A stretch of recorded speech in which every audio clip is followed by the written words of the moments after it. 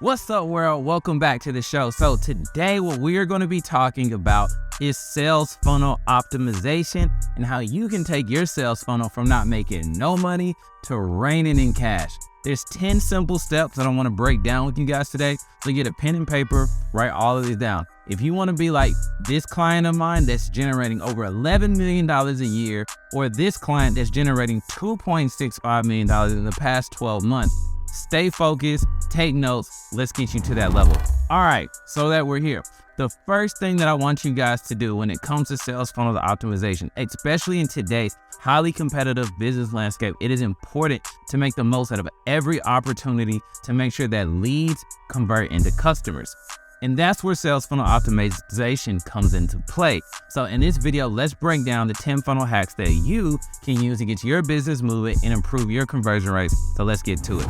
Number one, know your target audience. I used to be the one that said, I'm gonna sell to everybody. So my first funnel hack is to know your target audience. It's important to understand the demographics, the interests, and especially the pain points of these potential customers, because that's what's gonna help them convert by you giving them a solution. This will also help you create targeted messaging and offers that resonate with them and increases the chances of the conversion, aka the moolah. Number two, y'all, use compelling headlines. The headline is one of the most important parts when it comes to optimizing your funnel. Your headline is the first thing that visitors usually see on your website or your landing page, so it's important, y'all, trust me, to make it compelling. So what I want you to do is that when you're making your headline, use strong, benefit-driven headlines that capture your audience attention and entices them to learn more. I hope that sounds good. Y'all still rocking with me? All right, let's get it. Number three, focus on the benefits of your offer and not the features. When you're creating messaging and offers, focus on the benefits, not just the features of your product or service. People buy solutions to their problems, not just products or services. Number four, create a sense of urgency. Supply and demand. Creating a sense of urgency can be a powerful motivator for people to take action. Trust me, y'all, if they think that they can't get it past today, they're going to be more than eager to buy it. Think about the things that you want, aka shoes on Nike when they say they're going out of stock. Run the play, do the same thing. So I urge you to use limited time offers or scarcity tactics such as loading bars, how many are left, just to create that sense of urgency and encourage people to act now. Number five, leverage social proof, guys. People are more likely to trust and buy from businesses that have social proof, such as testimonials, reviews, social media shares. So make sure you're asking people to give you reviews and just make sure that you build your credibility up. When using social proof on your website and your messaging, what it will do is it's not only going to build the trust, but you got to think, you want to build credibility with your audience. So to give you an example, even social proof of reviews, every time you probably buy on Amazon, you go and look at the reviews, right? It's the same thing. You have to build that trust so that customers purchase from you guys. Let's keep it rolling though. Number six, optimize your lead magnet. Your lead magnet is the offer or the incentive that you're going to use to attract leads into your funnel. It's basically the bait. So it's important to optimize your lead magnet to ensure that it's valuable, relevant, and appealing to your target audience. You need something that's going to capture their attention, make them say, yes, I want this. And ultimately, your lead magnet is the entry point to your sales funnel and also helping you build, your email list so that you can retarget. And that's a great topic because as we move into number seven, the next optimization tip is going to be using retargeting ads. So retargeting ads are a powerful way to keep your brand in front of people who have already visited your website or engaged with your content. Use retargeting ads to remind people of your offer and encourage them to come back and convert.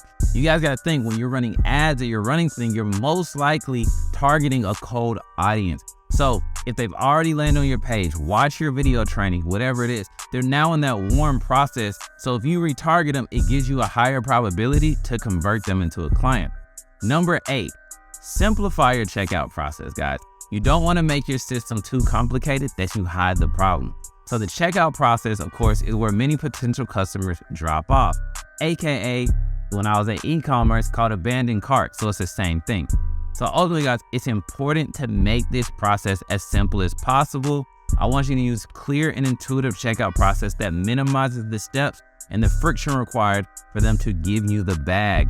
Think about it. When we get into the funnel world, we like to do a whole bunch of circus moves and theatrics in our funnel, but sometimes we have to do what works and keep it simple. Number 9, this has to be one of my favorite ones. Use upsells and downsells. So with upsells and downsells, they are a great way to increase your average order value. I tell people this all the time. It's the best way to maximize your revenue from each customer. So you want to offer relevant and complementary products or services to encourage your customers to purchase more. So a lot of times people say, but doesn't it feel weird to sell people more? No, people want to be sold to, but you have to make sure that you have value behind it and sell something that is complementary. A perfect example of this is, I say, imagine a carpet cleaning company that has a traditional checkout process on their traditional website, and they're only charging people for, purchasing the service. But did you not think that people have pets and they may want, flea and tick powder in the carpet to get rid of that issue? They may want baseboards cleaned as well. All things that you can take a $100 product to a $300 product. So if you're not running upsells and downsells, you're missing out on plenty cash. And my great friend, not my great friend, but Grant Cardone said there's nothing like secondhand money. When someone's already in the buying process, it is super easy to get them to spend more money. Like when you're at McDonald's and they say, do you want fries with that? Do you want to upgrade? Do the same exact thing. And to end this, for number 10, measure and optimize. Finally, it is important to measure and optimize your funnel regularly. Use analytic tools to track your conversion rates. So check the stats on Go High Level or Clickfunnels. For ads, I personally use Hyros, and identify areas where you can improve. Always test, y'all. So my motto is test everything. So test different messaging, offers, and strategies to find what works best for your audience. It's most likely not going to hit on the right time, but once you get that funnel dialed in, cash is raining 24/7 when you're asleep, sick, away, whatever it is. So to conclude, there you have it, 10 funnel hacks to help you optimize your sales funnel, get your business moving, and remember to know your audience. Use compelling messaging, create urgency, leverage social proof, optimize your lead magnet, use the retargeting as I told you guys, and simplify your checkout process. Don't make it overcomplicated. And ultimately, guys, my favorite, upsells and downsells is definitely going to get you the bag. And remember to measure and optimize regularly. Always test. By implementing these funnel hacks, you'll be on your way to improve your conversion rates and grow your business. Thanks for watching. Subscribe, share, like. I'll see y'all in the next video. Let's get it.